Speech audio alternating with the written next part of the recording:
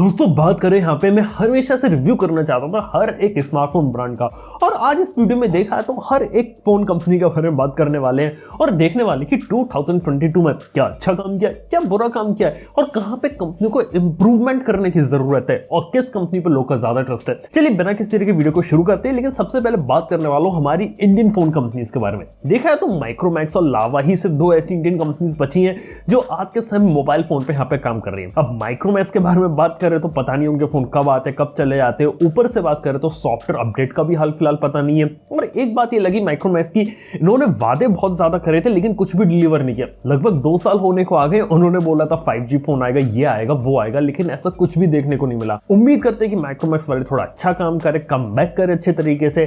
2020 में काफी बड़ी बातें करी थी, लेकिन एक इंडियन कंपनी जिसने काफी अच्छा काम किया वो है लावा। लावा ने देखा है तो पिछले 1 साल में इंटरेस्टिंग फोन्स निकाले, उन्होंने देखा है तो अच्छे बिल्ड वाले फोन निकालना शुरू कर दी, प्योर एंड्रॉइड के ऊपर फोकस कर रहे हैं। ऊपर से बात किया तो 10-11 हजार रुपए में 5G फोन भी यहाँ पे प्रोवाइड कर रहे हैं।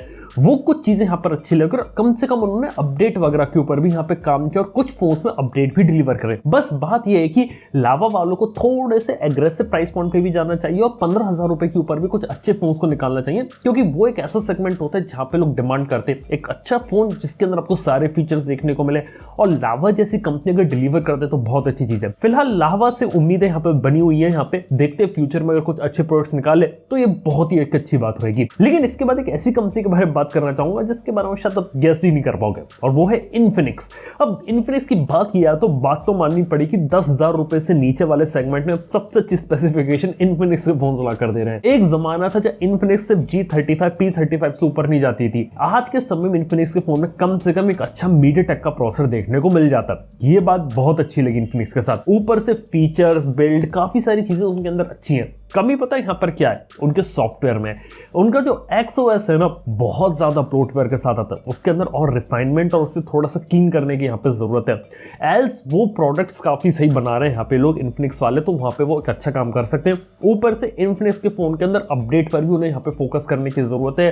अपडेट सिर्फ कुछ ही चुनिंदा फोन में आते हैं, हर एक फोन में अपडेट देखने को नहीं मिलते, ये एक बात है। और देखा तो बाहर उन्होंने काफी ज्यादा प्रीमियम फोन्स निकाले जिसके अंदर curved AMOLED screen, 108 MP camera, सब कुछ आपको देखने को मिलता है, लेकिन फिर भी G96 G99 ही आता है उनके अंदर। मेरा यह कहने का मतलब है कि एक अच्छा हार्डवेयर वाला फोन यहाँ बना रहे और इंडिया में अगर लेकर आए तो एक अच्छा क्वालकॉम स्नैपड्रैगन का प्रोसेसर यहाँ पर अगर ये लोग यूज कर लेना बहुत जबरदस्त चीज होगी, क्योंकि इन्फिनिक्स ने पता नहीं क्या कर रखा है यार, मीडियाटेक के प्रोसेसर पे फोन निकाल रहे हैं। अगर थोड़े अच्छे प्रोसेसर स्नैपड्रैगन के ऊपर भी कूदे एक बहुत ही अच्छी चीज होगी। सिर्फ इन्फिनिक्स के बारे में मैं यही बोलना चाहूंगा। बाकी इन्फिनिक्स जैसी ही सेम कहानी इसके 2 कंपनियों के साथ भी, आईटेल और टेक्नो, जो कि एक ही साथ आते हैं, इनका सॉफ्टवेयर एक्सपीरियंस भी सिमिलर रहता है, तो वहां पर भी यही सिमिलर कहानी रहेगी। लेकिन अब मैं एक ऐसी कंपनी के बारे में बात करने वाला हूं जिसने इंडिया के अंदर पिछले 1 साल में एक अच्छे प्रोडक्ट्स को लॉन्च किया, और वो है iQOO। iQOO की बारे में बात करें तो यहाँ पे इंडिया में इस साल iQOO Neo 6 और 90 बहुत जबरदस्त फोन निकाले। हार्डवेयर और प्राइस पॉइंट पे एक ऐसा प्रोडक्ट निकाल रहे थे जिसके अंदर प्रीमियमनेस भी रहे, अच्छी स्पेसिफिकेशन भी मिले, अपडेट्स के ऊपर भी इन्होंने यहाँ पे फोकस किया। Z6 सीरीज भी उनकी यहाँ पे काफी अच्छी रही। कुल मिला के iQOO के फोन इस साल काफी ज्यादा इंप्रेसिव थे और अच्छी स्पेसिफिकेशन देखने को मिली। लेकिन एक जो कमी है जो iQOO के फोन जो मुझे लगती है वो है उनके OS में। OS फीचर रिच है, अच्छा है, बस प्रॉब्लम पता है क्या है, ब्लोटवेयर थोड़े ज्यादा है। अगर ब्लोटवेयर को कम कर लेना अपने फोन से ना ये लोग कि तो उनके अंदर जो प्रीमियमनेस है ना वो आ जाएगी। क्योंकि iQOO देखा है तो हमेशा OnePlus से compete करता है, और OnePlus क्यों आगे निकलता है अपने सॉफ्टवेयर से, क्योंकि OnePlus के सॉफ्टवेयर में ब्लोटवेयर नहीं आते। लेकिन iQOO अगर अपने फोन से ब्लोटवेयर अगर रिमूव कर ले, ये बात iQOO के लिए बहुत अच्छी रहेगी। और हाँ, iQOO के लिए एक और बात बोलना चाहूंगा, iQOO का एक फोन आया था इसी साल जिसके अंदर चार्जर नहीं था, तो बस भाई एक ही फोन तक रखो, बाकी फोन जो फ्यूचर में निकालने वाले उसके अंदर चार्जर देना शुरू कर दो। ये एक चीज रहेगी यहाँ पर iQOO के साथ। और इसी के साथ ही यहाँ पे मैं बात करना चाहूंगा Oppo की। Oppo के फोन जनरली ऑफलाइन में आते हैं और ऑफलाइन में हल्के से प्रीमियम और थोड़े से महंगे बेचे जाते हैं, लेकिन बात किया तो Oppo के फोन यहाँ पे कुछ अच्छे भी रहते हैं। जैसे Reno सीरीज अच्छी थी, प्रोडक्ट देखा जाए तो काफी अच्छा था। कमी पता क्या रह जाती, कीमत थोड़ी सी यहाँ पे ज्यादा हो जाती है, थोड़ा सा एग्रेसिव लाने की कोशिश है। और A सीरीज वगैरह के अंदर भी ये इंप्रूवमेंट वगैरह कर सकते हैं जो उनके बजट सेंट्रिक फोन होते हैं। बाकी ऊपर वाले में तो ये लोग अच्छा काम कर रहे हैं। और ऊपर से एक जो प्रॉब्लम जो Oppo के साथ यहाँ पर लगी थी वो थी यहाँ पे इनके क्वालिटी कंट्रोल के। कुछ लोगों को डिस्प्ले में इश्यूज आए थे, कुछ लोगों को कैमरा में थोड़ी बहुत दिक्कतें आई थी। ये कुछ क्वालिटी वाले इश्यूज अगर ये लोग सॉल्व कर ले तो अच्छा काम कर सकते हैं। ऊपर से बात किया तो Oppo ने अपने मेजोरिटी डिवाइसेस तक जो 5G वाला अपडेट है वो भी प्रोवाइड किया, तो वो एक अच्छा काम है ओप्पो ने यहाँ पर किया है। तो खैर ये कहानी होती है यहाँ पे ओप्पो की, ओप्पो यहाँ पे एक अच्छा काम करिए। लेकिन जो ओप्पो से निकल के जो अगली कंपनी आती है ना, वो आती है रियलमी। रियलमी ने देखा जाए तो इस साल काफी सारे फोन्स लॉन्च करे, लेकिन एक बात ये थी कि रियलमी ने पिछले साल की कंपैरिजन में इस साल कम फोन्स यहाँ पे लॉन्च करे। ऊपर से बात किया तो अच्छे फोन्स भी लॉन्च करे, लेकिन रियलमी से एक बात ये कि आप अच्छे फोन लॉन्च करते हो, लेकिन बहुत सारे फोन्स लॉन्च करने के चक्कर में काफी सारे ऐसे फोन्स होते हैं जिनमें वो दम या उतना मजा नहीं होता। कुछ फोन्स यहाँ पे उनके काफी अच्छे भी रहते हैं। तो वो एक है कि सिर्फ आप उन्हीं प्रोडक्ट के ऊपर फोकस करें जो एक्जेक्टली में अच्छा कर रहे हैं, अच्छा वैल्यू फॉर मनी ऑप्शन दे रहे हैं लोगों को, वो एक चीज बेटर होगी। इसके साथ ही रियलमी यूआई में भी एक दिक्कत है, वो है कि उसमें भी ब्लोटवेयर्स भर भर के आते हैं। वो ब्लोटवेयर भी अगर अपने फोन से थोड़ा क्लीन करने लगे ना, लिटरली बता रहा हूं, रियलमी के फोन वन प्लस के फोन में कोई फर्क नहीं रह जाएगा। यहाँ पे समझ गए ना बात यहाँ पे। और अगर मैं वन प्लस की बात कर ही रहा हूं तो वन प्लस के बारे में बोलना चाहूंगा कि नंबर सीरीज में इस साल उन्होंने अच्छा काम किया, प्रोडक्ट्स भी सही निकाले, हार्डवेयर भी उनका काफी हद तक सही था। बस बात यह कि यहाँ पे नॉट सीरीज को थोड़ा सा इग्नोर किया गया। नॉट सीरीज के अंदर देखा तो प्रीमियम फील नहीं आता। नॉट सीरीज ऐसा लगती है कि ओप्पो या रियलमी का फोन उठा के रीब्रांड करके दिया जा रहा है। बस वहां पे नॉट के ऊपर भी फोकस करे, और सॉफ्टवेयर अपडेट जहां अपने नंबर सीरीज तक ही अभी अच्छी दे रहे हैं ना, नॉट में भी अगर वैसा ही सॉफ्टवेयर अपडेट देना शुरू कर देना, यार ये एक बहुत ही जबरदस्त चीज होगी यहाँ पे। लेकिन वन प्लस की बात कर रहा हूं मैं, यहाँ पे नथिंग की बात ना करो, ऐसा तो हो नहीं सकता। नथिंग की बात करें तो इस साल उन्होंने बहुत ज्यादा हवा बना ली थी अपने फोन की, और बहुत सारे फोन से उन्होंने बेच लिए। लेकिन बात ये थी कि हवा जिस हिसाब से बनाई थी, जिस हिसाब से हाइप थी, उस हिसाब से फोन के अंदर उतना अच्छा स्पेसिफिकेशन नहीं थी जैसे कि 778G प्लस मिला था। और अगले साल उम्मीद करते हैं कि बेटर चिपसेट्स, नए चिपसेट्स, इनके ऊपर फोकस करें। और एक जो कमी जो मेरे को नथिंग के साथ लगती है ना, वो है उनके ओएस की।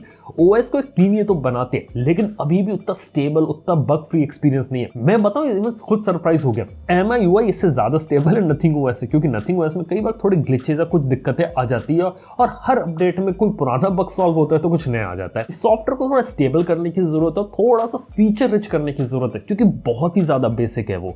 तो ये एक चीज नथिंग के साथ बोलना चाहूंगा। उम्मीद करते हैं कि 2023 में नथिंग कुछ कमाल करे, क्या पता नथिंग फोन 2 के साथ, देखते क्या रहता है नथिंग की कहानी। लेकिन अब मैं एक ऐसी कंपनी की बात करने वाला हूं जिसने देखा तो हर एक सेगमेंट में बहुत सारे फोन्स निकाले और सक्सेसफुल भी रहे, वो है वीवो। वीवो की बात की जाए तो बेसिकली ऑफलाइन है, लेकिन इस बार उन्होंने ऑनलाइन भी जाती हुई टी सीरीज वाले जो फोन निकाले ना, वो उनके अच्छे थे, और उनके फोन्स के अंदर एक अच्छा क्वालिटी प्रोडक्ट देखने को मिला था। लेकिन बात की जाए तो जो वी सीरीज रहती है, हालांकि होती वो अच्छी है, लेकिन उसकी कीमत यहाँ थोड़ी ज्यादा रहती है। पर्सनली मेरा ओपिनियन ये है कि वी सीरीज की कीमत थोड़ी सी कम कर दे तो बहुत ही अच्छी चीज रहेगी, क्योंकि उसके अंदर जो प्राइस पॉइंट रहता है वो यार थोड़ा सा यहाँ पे ज्यादा रहता है। इसके साथ ही बोलना चाहूंगा कि वीवो की जो एक्स सीरीज रहती है, वो एक ऐसी फोन्स की सीरीज है जहां पे आपको कैमरा ऐसा लेवल का मिलता है जो आपका पिक्सल, आईफोन या सैमसंग की जो S22 लाइनअप होती है ना, उससे कंपीट कर सकता है। वो चीज यहाँ पे वीवो के साथ है, और लगता है कि वीवो को अपने स्ट्रॉन्ग पॉइंट्स के ऊपर काम करना चाहिए, और प्रीमियम फोन्स तो निकाल ही रहे हैं, लेकिन प्राइसिंग भी हमेशा ऐसा रखना चाहिए कि जहां पे दूसरी कंपनीज को अंडरकट कर सके।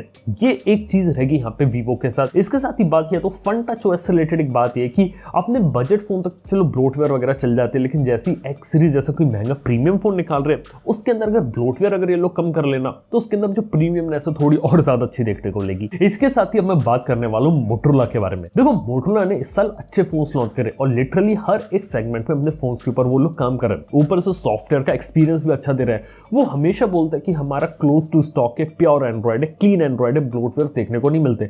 लेकिन कुछ फोन्स के अंदर ग्लांस वाली ऐप पाई जाने लगे, तो मैं चाहूंगा कि वो वाली चीज भी रिमूव कर दें।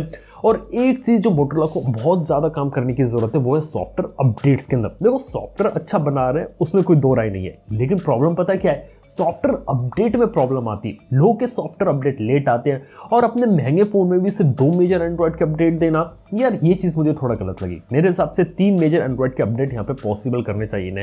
तो हाँ, सॉफ्टवेयर अपडेट का सपोर्ट भी लंबा करो, और जल्दी अपडेट देने की कोशिश करें ना, ये एक बेहतरीन चीज होगी मोटोरोला के साथ। एल्स फोन्स के अंदर बहुत अच्छा काम हो रहा है, उसके अंदर ऐसी कोई भी यहाँ पे दिक्कत आपको देखने को नहीं मिल रही है, और एक अच्छा एक्सपीरियंस है। हालांकि कुछ फोन में कैमरा थोड़ा और इंप्रूव हो सकता है मोटोरोला के अंदर, यही मैं बोलना चाहूंगा। इसी के साथ ही बात करने वाला हूं गूगल पिक्सल की। देखो, गूगल पिक्सल ने इंडिया में अच्छा काम किया, फाइनली इंडिया में पिक्सल 7, 7 प्रो, पिक्सल 6 से लेकर, ये बात बहुत अच्छी लगी। देखा या तो पिक्सल की एंट्री इंडिया में हो गई, फोन्स भी अच्छे हैं, लोगों भी यहाँ पे पसंद आ रहे हैं। बस ये कि प्राइस थोड़ी सी यहाँ पे ज्यादा हो जाते हैं अगर मैं कोई बैंक ऑफर डिस्काउंट वगैरह हटा देता इक्वेशन से। लेकिन बात है कि अगर गूगल वाले अगर इंडिया में अगर अपने फोन्स लेके आ रहे हैं, तो इंडिया में अगर अपनी फोन की असेंबलिंग भी अगर शुरू कर दे, इससे फोन्स की कीमत भी कम होगी, और काफी सारे जो पिक्सल के फैन है, जो लेना चाहते हैं, महंगा खर्चा करना चाहते हैं लेकिन कर नहीं पाते बजट के कारण, वो लोग भी इसे लेना पसंद करेंगे।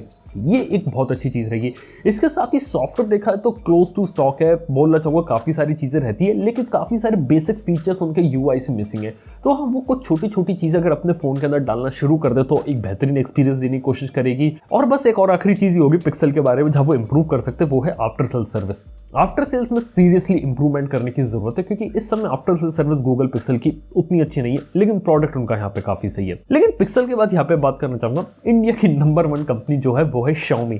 अब Xiaomi के अंदर Xiaomi Redmi Poco आता है। पोको ने पोको F4 निकाला, अच्छा काम किया, और इस साल पोको के यहाँ पे अच्छे फोन्स भी आपको देखने को मिले। इसके साथ ही Redmi की बात करें, Redmi K50i अच्छा था, Redmi Note 11 Pro Plus अच्छा था, लेकिन मार्केट में वो कमाल उतना ज्यादा दिखा नहीं पाए। ऊपर से Xiaomi 11T सीरीज और 12 Pro भी थे। लेकिन यहाँ पे कहने का मतलब कि फोन्स यहाँ पे लोग ठीक ठाक बना रहे हैं, लेकिन एक बात ये कि पोको के अंदर अगर ये लोग दोबारा से कोई फ्लैगशिप किलर लेके आए वो एक अच्छी चीज होगी। Redmi के अंदर Redmi K50i लेके आए थे, लेकिन उसके अंदर LCD हटाकर AMOLED स्क्रीन अगर डालना शुरू कर दे तो वो एक बेटर चीज होगी, क्योंकि AMOLED की जो लड़ाई है ना वो Redmi ने खुद ने शुरू करी थी यहाँ पे। और जो Note 11 सीरीज साल थोड़ी सी फीकी रही ना, उसको थोड़ा और एक्साइटिंग कर सकते हैं। लेकिन Xiaomi और Redmi Poco के बारे में एक बात बोलना चाहूंगा, इनको यहाँ पे जहाँ पे काम करने की जरूरत है वो है सॉफ्टवेयर अपडेट्स के अंदर। देखो, हर कंपनी की तरफ से हमें सुनने को मिलता है कि इतने साल के सॉफ्टवेयर अपडेट होंगे, ये होगा, लेकिन Xiaomi ही ऐसा है, या फिर मैं कहूँ Redmi ऐसा है, Poco ही ऐसा है, जिसके अंदर आपको सॉफ्टवेयर अपडेट के बारे में बात नहीं की जाती।